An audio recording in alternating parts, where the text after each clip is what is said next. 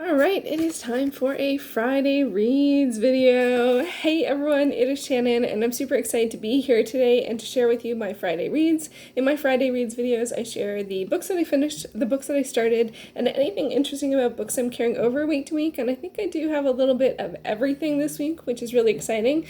And I also would like to say hello to some of my new subscribers. I did have an influx of subscribers, which was really, really wonderful, and a big thank you and shout out to Mindy of Mindy's Book Journey for shouting me out, which was really wonderful to see. She included me in a collection of eclectic booktubers, and I feel in very good company. So thank you very much, Mindy, for doing that. I will share that video up above if you would like to check it out and check out more eclectic booktubers. I really do think of myself as an eclectic booktuber, so that was really wonderful to see. Okay, let's get to the books this week. I did have quite a push of finishes. I did recently share my everything on my currently reading, which was very, very high. Earlier this week it was 32. I've been horrible at Goodreads this week. I've just been everything's been really busy, so I've been adding things but not noting when they're done, so the number is very high at this very moment, but hopefully I will sort that out. Anyway, I was sitting at 32, which is a lot for me. Over 30 is a bit much, so I did have a push and I finished a bunch of stuff, but of course I started a bunch of stuff and I will start more stuff, but let's start with the finishes. And I finished The Diary of a Nobody by George and Weedon Grossman. I should have waited because I think this is actually Victorian, and it's Victober next month. So I should have waited. And anyway, but if you are looking for a sort of easier choice, I find Victorian hard. I find it intense. But this is all let's see, it's like diary entries, Diary of a Nobody. So it is diary entries and it has illustrations. This copy I have is heavily annotated, highlighting, notations throughout, so I thought it would be an interesting experience. They're not mine. I don't think I noticed when I bought this that it had all of these different markings, so it was very interesting. I felt like I was buddy reading it with someone I don't even know, so because I got to hear their opinions along the way, and it was often different from mine, so that was interesting. Like, there was a certain amount of noting the ridiculousness of this, because this just is, gotta say, this was actually quite a lovely read at this time, because it really is sort of just everyday life, and going to this event and having people over after dinner and playing a game, and and then something is in the yard and I want to have it moved, or those, mostly there's also sort of family dynamics and social dynamics and bigger stuff, but mostly it's just sort of like everyday life. It actually kind of reminds me a little bit of watching Coronation Street, which is a show I haven't watched for many, many years, but I watched it for many, many years. I am more of the Steve and Andy generation, I think. Although I think Steve's still on the show, but he was a kid. Well, I guess he was how old was he when I started watching? Like 18, maybe? 16 to 18? Anyway, not to go on a Coronation Street tangent, but I know I kind of want to watch it. But it kind of reminds me of that. It's everyday life. So I will do a separate review on this because it is part of the Shannon Reads Those Books exploration. And it was really wonderful. It was short, and it was a perfect read for the time. There is a kind of sense of, you're making such a big deal over something so small, but right now with everything, there's something quite lovely about that. I also finished from my TBR this month, Cinder Man by Ann Stewart. This took me way longer than I expected, but that's okay. That's not gonna I'm not gonna worry about this. This is a paranormal romance about a sort of a science fiction-ish, where an experiment goes wrong, and then someone ends up with sort of, powers, kind of, but it's very much more of a romance, and there's some intrigue in it. I ended up I really enjoyed most of it, but then there were some things at the end I wasn't as fond of. There were just some things that was some gender dynamics, some things that didn't age well. This is from the 90s.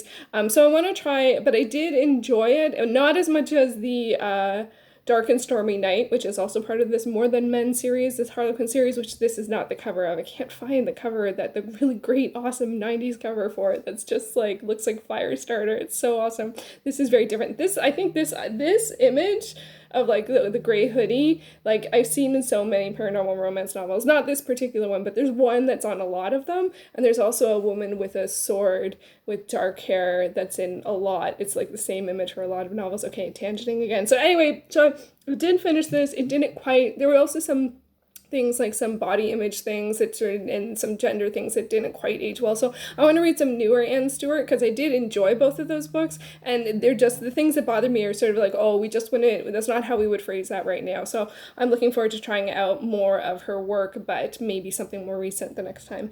I also did finish Cat Got Your Crown by Julie Chase. This is the fourth book in the Couture series, and the live show was over at Nicole's channel, who picked this book. I'll put it up in the cards for you to check out.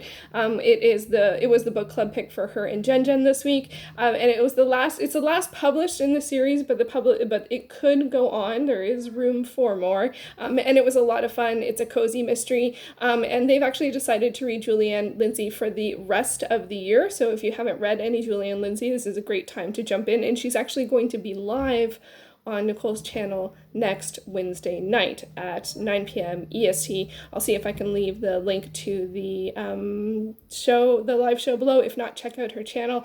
So this is a lot of fun, and it's I read a whole 4 cozy mysteries in a month. That's more than I've read ever in my entire life, and now I've read 4 in a month. So that was a lot, and it was a lot of fun. I think it was, I don't know if it wasn't I think the second book was my favorite. The one where they introduced the character of Henry. I am a sucker for the I love side characters, and I loved this character. Anyway, but they were all a lot of fun. Next up, on to what I am currently reading. I'm currently buddy reading This Savage Song by Victoria Schwab. This is a YA novel. I always thought it was urban fantasy, but it's a bit more post-apocalyptic, I think. It's a bit more. It is, I wouldn't say it's not urban fantasy, but it's just a little different, and it's pretty dark. So I am not very far into this. The live show is next week on Izzy's channel. I can't remember if it's Monday or Tuesday off the top of my head, but I'll put it in the description box below. So I got to get on this. I think I'm about 30% of the way through. It's very different than I expected, but I didn't know much about it going in, but I think that that's not a bad thing. So I'm not going to say too much about it. But if you haven't read it, you are welcome to join us in this buddy read and enjoy the live show when it goes up. What else am I reading? Okay, so I'm also reading Love's Comedy by Ibsen. I'm working my way through the plays of Ibsen, and this is the one that came up. I've read the first act out of 3 acts. It's quite light and lovely. It's very relationship based. I'm a little confused though, because some of it is I don't know what the right title. Some of it I think is in verse, some of it rhymes, and they talk about poetry, and then some of it doesn't do that. Some of it's just regular dialogue. So it's one that in reading format, it's a little harder to take in, I think, than if I saw a performance of it. It didn't have a hard time finding an entry on Goodreads for this one. Some of the plays have been really hard to find a specific book, because I'm reading on Scribed, they have 1 volume, and it's 5,000 pages. But most of the plays are 100 pages. So anyway, I'm enjoying this. I should finish it this weekend sometime. I imagine a lot of things. No, I think I have about 60 pages left, so 2 more acts. I think it should be fine. I am enjoying it. But I read, I think, most of it in one day and haven't gotten back to it, which is not good. I should go back to it. One that I did actually go back to, I am participating in the Fall Into Manga Love Readathon hosted by Shay Geeks Out, and I decided to read for the sequel challenge, Ajin, Demi-Human. I read the first volume of this back in January because I'm doing a manga A to Z and but I never came back to it after volume 1, so I decided to put it on for the challenge, for the readathon, and so I reread volume 1, and I've since read volume 2 and volume 3, and I'm in the middle of volume 4. It's hard to explain. It is about these Ajin. It's someone, they are very rare, and they're often, there's sort of I feel 2 themes going on with the story, one of which is the sort of they're not treated as human, so there's that sort of survivalist sort of horror kind of theme to it, as disacknowledging someone's humanity and like hunting them down, which is very disturbing. And then the other part, I'm trying to figure out, sort of understand what the whole Ajin demi-human is, because they sort of have this specter or this projection or companion or familiar that looks really creepy, and they also can't die. So like the human version of them can't die, and then but it's not clear to me sort of the connection between them and their specter, or I don't even know what the right term is. And are they the Ajin and this is the demi-human, or reverse, or are they both? I don't know. I am trying to figure it out. I'm enjoying it, and I am going to continue reading it. I thought I would read like one for each of the challenges, but so far I've mostly stuck to that, although I have also started Dawn of the Arcana, and this is a sort of two warring realms to try and make peace through marriage. So I've just started actually I'm about halfway through the first volume, and it actually oddly also has an Ajin. Who would have thought? But a different interpretation. I don't even know if that's if there is a mythology or folklore associated with that. It was totally new to me, and now I'm reading two things that both include it. Wild. You never know when these things are going to happen. So anyway, I am enjoying this one. I'm curious to see where it goes. It's so far surprised me a few times, and I'm only halfway through the first volume, so that's not too bad to be surprised multiple times in 100 pages. Pretty good. I'm also continuing to read So You Want to Talk About Race by Ijeoma Oluo. This is my nonfiction book that oh my gosh, I'm reading so much nonfiction on my currently reading. I think it's like half. I was shocked. But this one is one for, it might have been my August TBR or my September TBR. I'm going to finish it this month. I am reading about a chapter a day, and I just recently read about microaggressions, as well as Why Can't I Touch Your Hair? And cultural appropriation. So it's been really good. I would highly recommend this book. It is very accessible and very informative, and I'm really appreciating it and learning a lot from it. And so I'm going to continue reading that. So hopefully I will finish that by the end of the month. And then on to what I am hoping to start. There are still a few things from my TBR I would like to sneak in before we finish out the month, including Prime Meridian by Silvia Moreno-Garcia. This is a science fiction novella. I don't know too much about it. I just know that I want to read it. I've read one of her short works before and really enjoyed it, so I definitely want to read more. And then I'm also hoping to reread the Book of Merlin, which is the last in the Once and Future King series.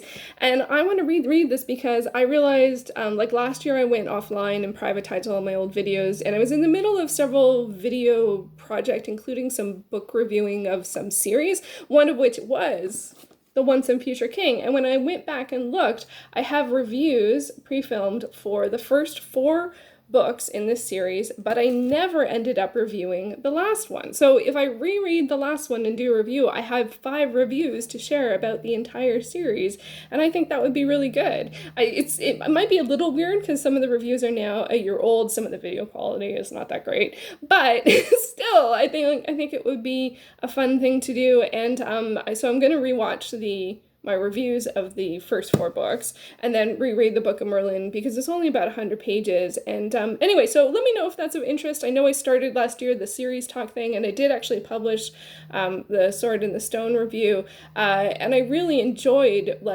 going through that process. So I would like to sort of start it back up again, and having most of this ready to go felt like a good way to ease into that. I do also have reviews for the entire Giver Quartet, but then I got cold feet on releasing them because last year when I went and privatized my old videos, I'll do the COPPA stuff and the, which audience is yours and potential fines if you're going to a kid's audience. So I didn't want to do release videos that were for YA-ish books. So, but now I haven't heard anyone talk about anything. So in terms of fines or anything like that, so it feels like it just sort of didn't really, in general, for at least the booktube community, it didn't end up impacting people, which is great, but it also wasn't great because a lot of us were like, whoa, so I know I was. So, but I decided to come back.